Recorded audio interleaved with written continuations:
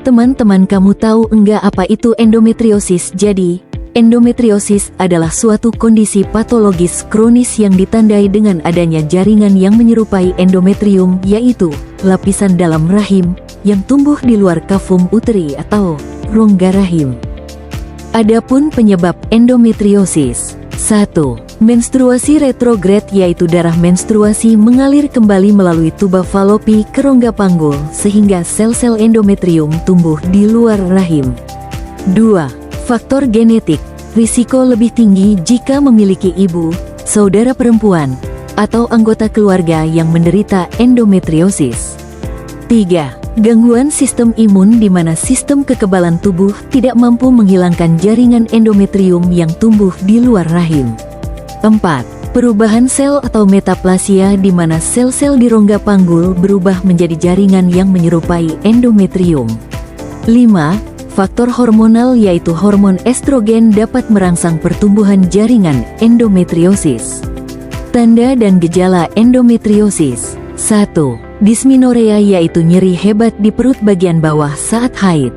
2. Disparunia, yaitu nyeri ketika melakukan hubungan seksual. 3. Nyeri ketika buang air besar atau kecil, khususnya pada saat menstruasi. 4. Polimenorrhea atau siklus haid pendek.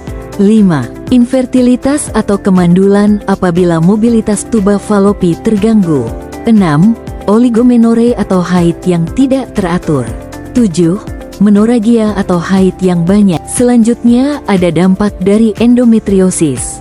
1. Nyeri kronis di area panggul yang dapat mengganggu aktivitas sehari-hari.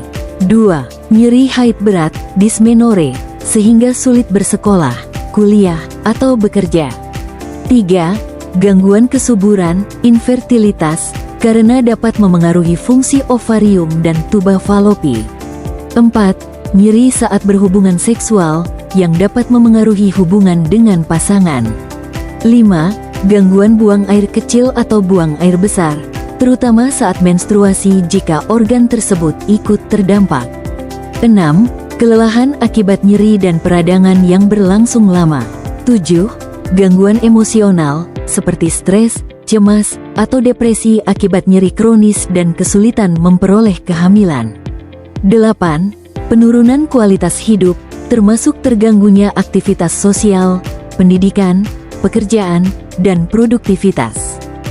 Siapa saja sih yang berisiko terkena endometriosis? Antara lain: 1. Remaja atau wanita usia reproduksi. 2. Memiliki riwayat keluarga dengan endometriosis. 3. Menstruasi pertama pada usia muda. 4. Siklus menstruasi pendek atau haid berlangsung lama. Adapun beberapa langkah berikut yang dapat membantu menurunkan risiko dan mendeteksi penyakit lebih dini. 1. Berolahraga secara teratur, sekitar 30 menit, 3-5 kali per minggu. 2. Mengonsumsi makanan bergizi seimbang, perbanyak buah, sayur, dan makanan kaya omega 3. 3. Menjaga berat badan ideal, karena kelebihan lemak tubuh dapat meningkatkan kadar estrogen. 4. Tidak merokok dan hindari minuman beralkohol. 5. Mengelola stres dengan baik melalui relaksasi, tidur yang cukup, atau aktivitas yang disukai. 6. Segera periksa ke tenaga kesehatan jika mengalami nyeri haid berat, nyeri panggul kronis, atau sulit hamil. 7.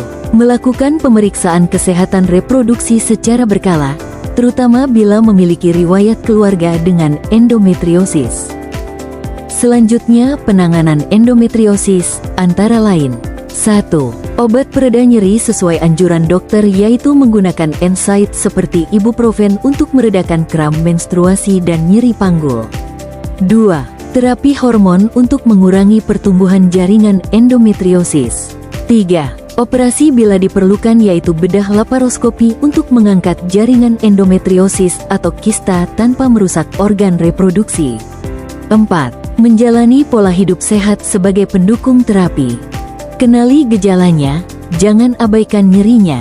Semakin cepat endometriosis dikenali, semakin besar peluang mengurangi gejala, mencegah komplikasi, menjaga kesuburan, serta meningkatkan kualitas hidup.